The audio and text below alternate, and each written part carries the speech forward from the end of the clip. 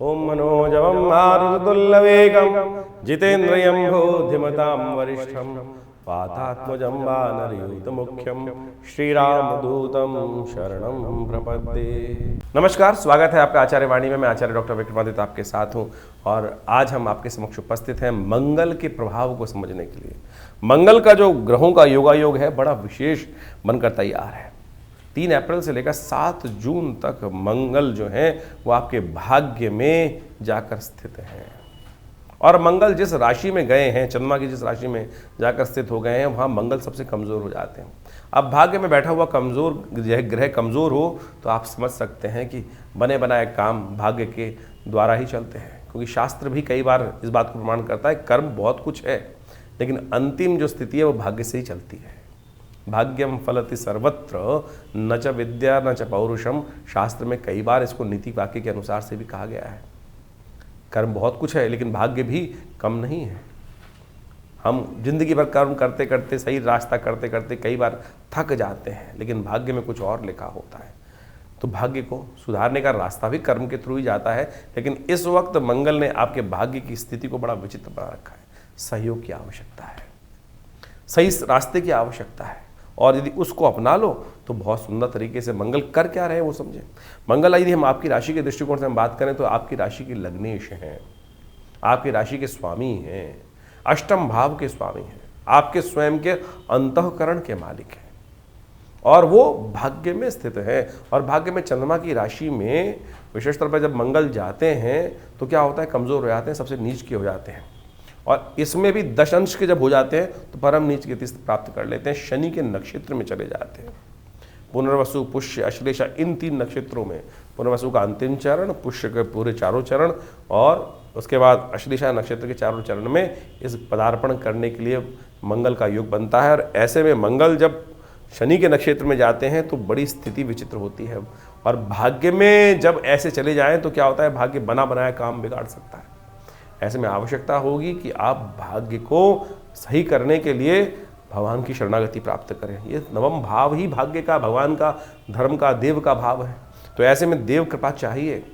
देव कृपा यदि साथ नहीं रही तो आप मान के चलें बने बनाए जो चीज़ें हैं, स्थितियां हैं, जैसे आपकी राशि के दृष्टिकोण से हम बात करें, जैसे ढैया खत्म होकर एक महत्वपूर्ण परिवर्तन का समय आया है तो सही दिशा में चलती चलती बुद्धि गलत दिशा में चल सकती है।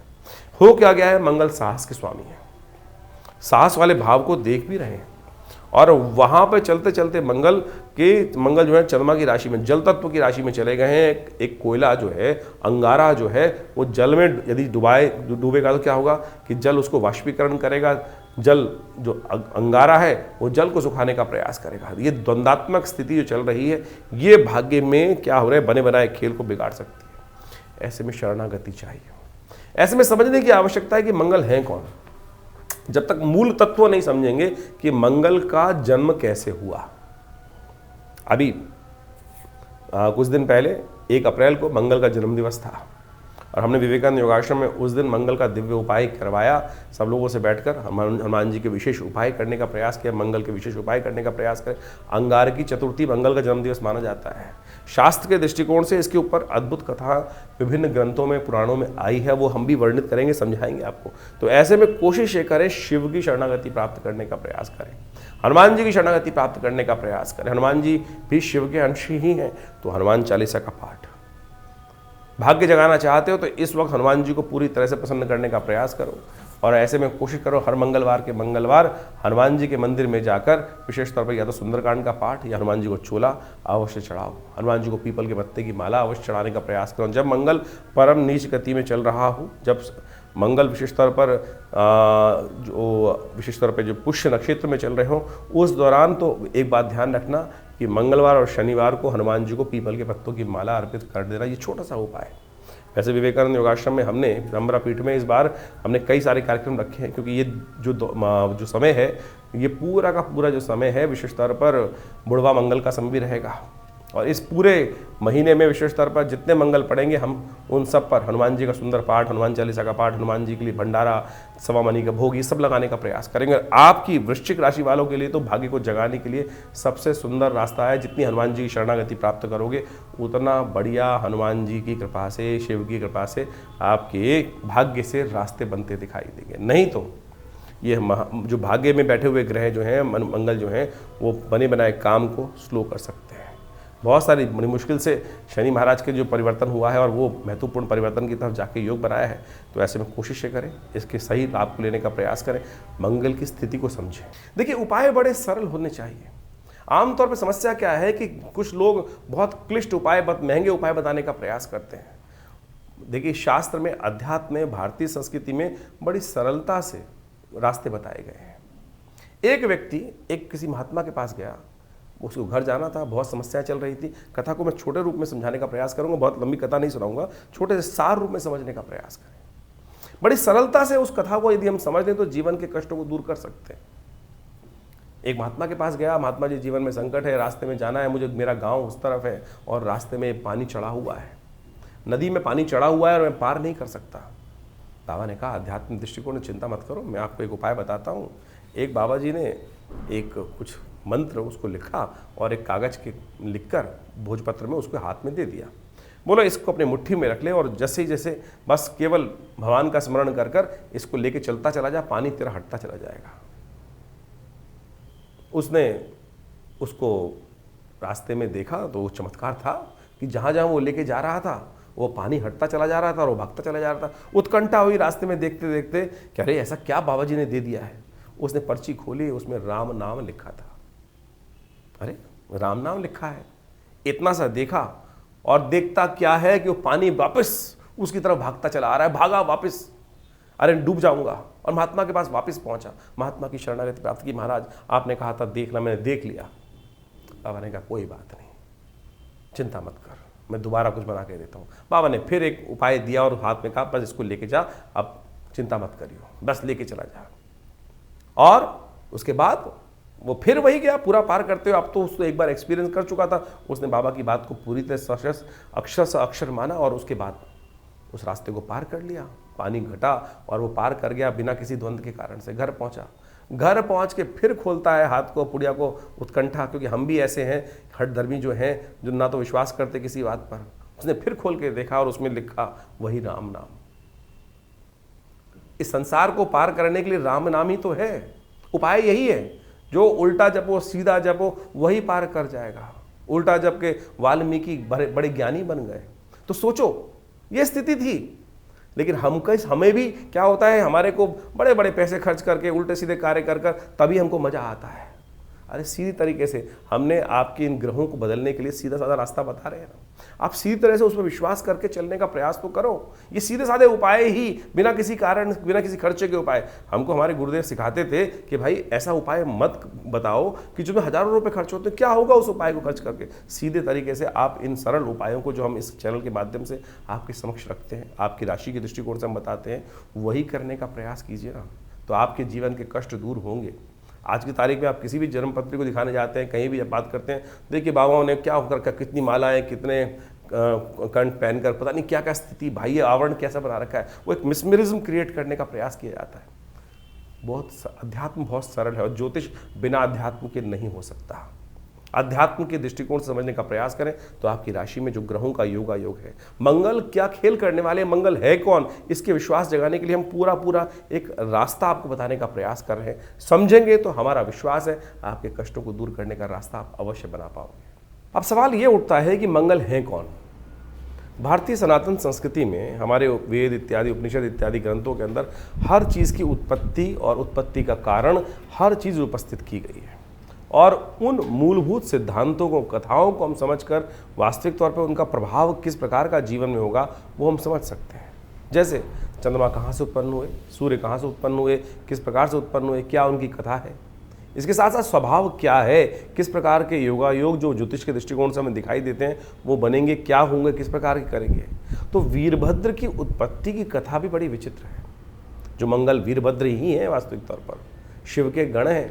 वीरभद्र जो थे वो भगवान शिव के पसीने से उत्पन्न हुए थे और विशेष तौर पर दुख, भय, क्रोध का प्रतीक माने जाते हैं। और मंगल की स्थिति वास्तविक तौर पे हमको समझ लेना चाहिए, मंगल इन तीनों का ही प्रतीक माना जाता है। मंगल पुरुषार्थ का भी मालिक है, क्रोध का भी मालिक है, साहस का संबंध रखता है, और साथ साथ यदि वो शीर्ण हो जाए तो शोक और दुख का कारण भी बनता है। क्योंकि मंगल की उत्पत्ति जो हुई है वो विशेष तौर पर ऐसी ही परिस्थिति में हुई। कहा जाता है शास्त्रों की कथा के अनुसार से, यदि आप विभिन्न ग्रंथों को पढ़ें तो वहाँ वो कथा का वर्णन अद्भुत रूप से आता है। जब सती ने भगवान शंकर के समक्ष अपनी इच्छा रखी कि वो उनके पिता दक्ष प्रजापति ने जो यज्ञ रखा था उसमें जाना चाहती हैं, तो भगवान ने मना किया कि बिना बुलाए नहीं जाना चाहिए। चाहे अपना घर भी हो, अगर वो आमंत्रण नहीं है तो वहाँ नहीं जाना चाहिए। और दक्ष ने तो साक्षात शिव को उस यज्ञ में बुलाया ही नहीं था, जो उन्होंने अपने अभिमान के लिए रखा था, अपने अभिमान की पूर्ति के लिए रखा था।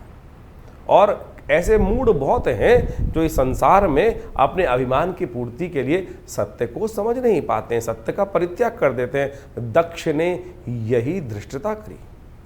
ये कथा बड़े अद्भुत रूप से समझने की है।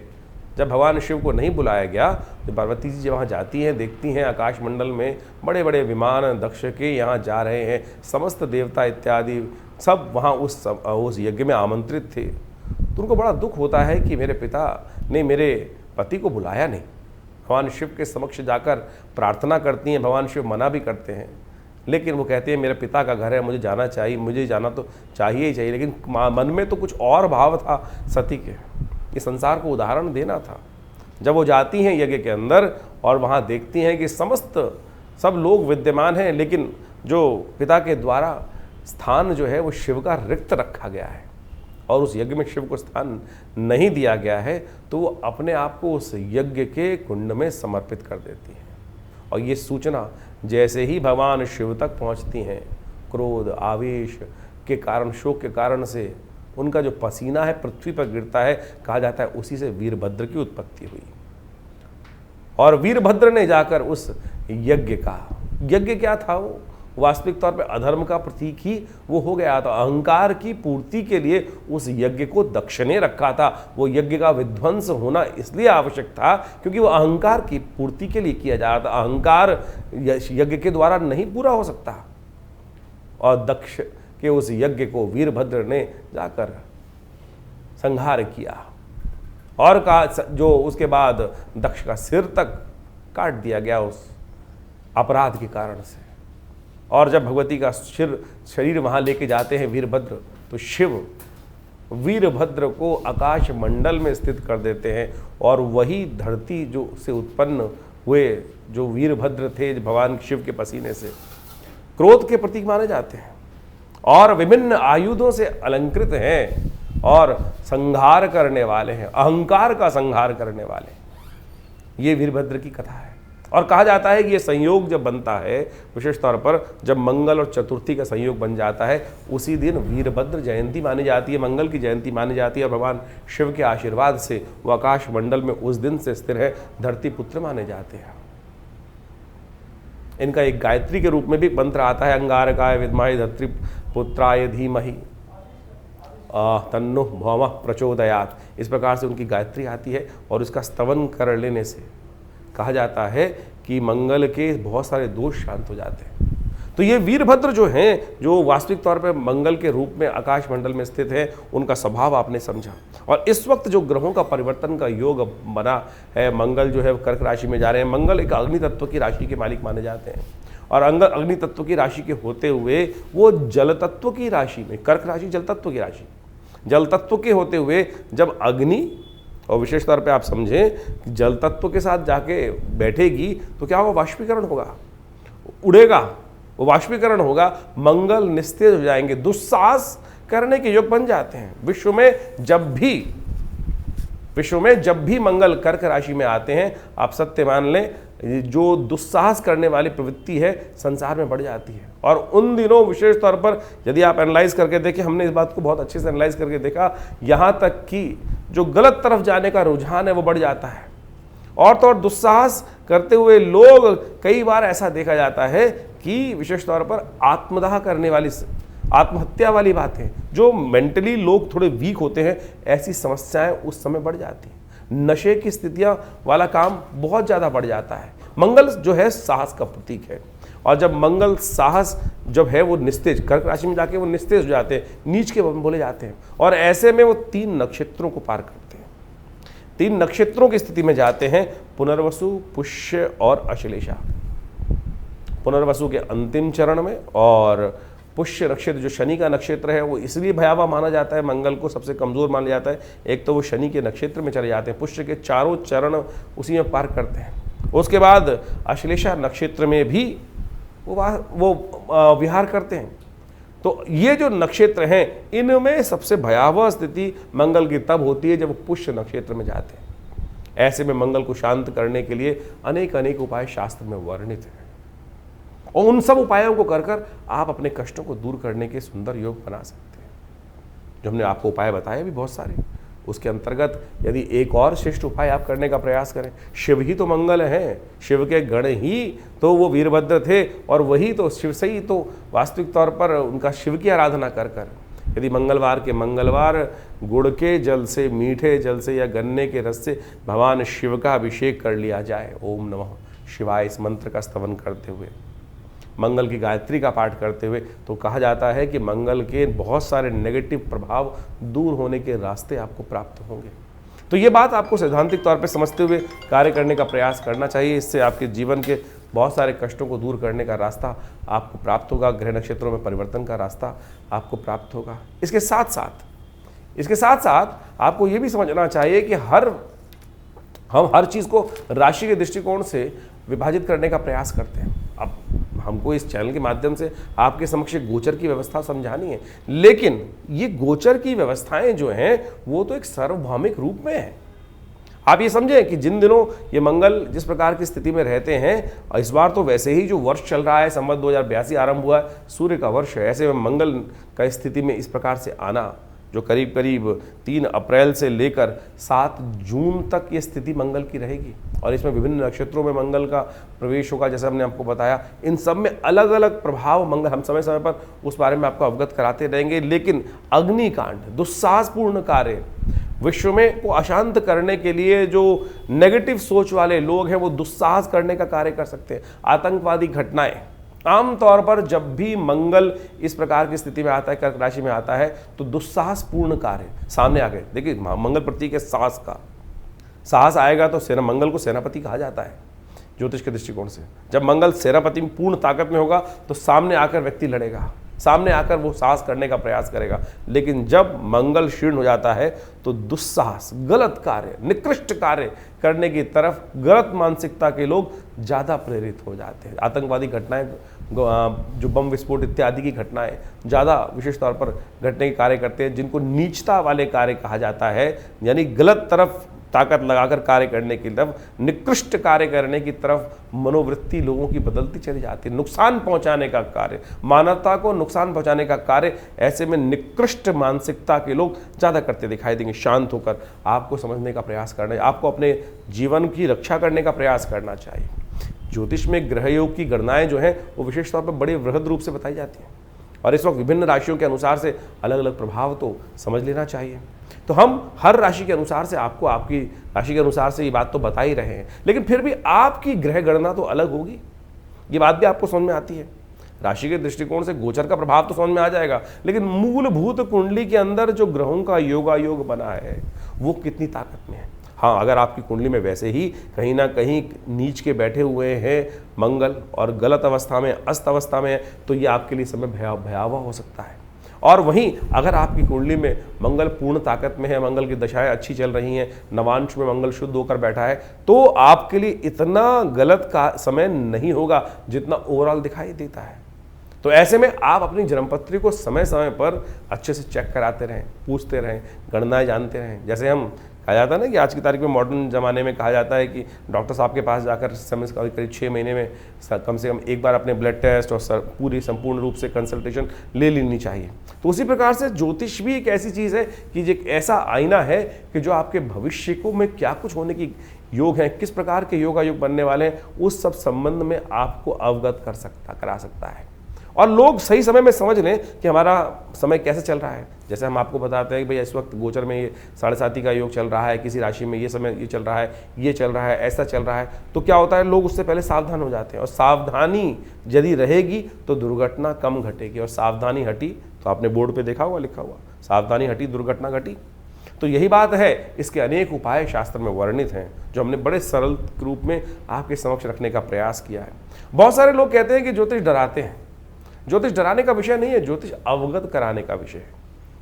देखिए, आप अगर नेगेटिव सोच रखेंगे तो फिर समस्याएं उत्पन्न होने के योग बनेंगे।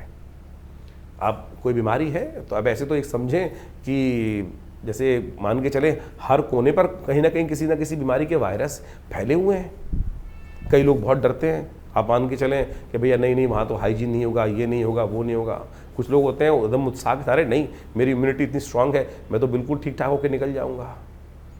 और ऐसे में जब मंगल नीच के हो जाते हैं तो जो डरने वाले व्यक्ति होते हैं और ज़्यादा भयावह स्थिति में हो जाते हैं। इमोशनल वीक व्यक्ति जो हैं, जो साइकोलॉजिकल तौर पे कमज़ोर व्यक्ति हैं, उनकी स्थिति आप स्वयं एनालाइज कर सकते हैं।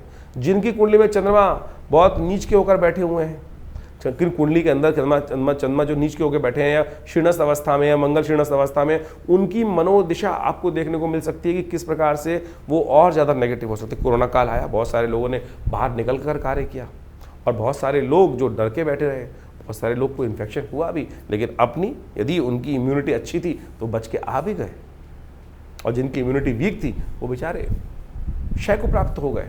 तो ऐसे ही समझें कि ज्योतिष की मूल जन्मपत्री जो है आपका जो मूल कैरेक्टर है, वो उस जन्मपत्री से निष्कार्ष जो समझ में आता है कि क्या कुछ प्रकार का योग बने हुए हैं और ये व्यक्ति क्या कुछ कर सकता है, कैसे समय में इसको किस प्रकार का कार्य करने का मौका मिलेगा और कैसे उन समस्याओं को ठीक करने का योग बना पाएगा। तो हम इस विषय में आपके समक्ष जो समय समय पर गोचर का प्रभाव समझाते हैं, तो बहुत सारे लोग कमेंट में लिख के भेज देते हैं नहीं डरा। अरे डराने का विषय ही नहीं है ज्योतिष। अगर कोई डॉक्टर आपको कहे भैया कि थोड़ा सा हाथ धो के खाना खा लिया करो, तो वो डरा रहा है आपको? कौन डरा रहा है आपको? आप हाइजीन मेंटेन करने की बात करनी। शास्त्र के अंदर अगर कहा है कि पवित्र स्थिति में खाना खाओ, खाना धो के खाओ, हाथ धो के खाना खाना चाहिए, साफ सुथरी जगह बैठ के जो भी कार्य करना चाहिए, तो ये डराना नहीं है भाई।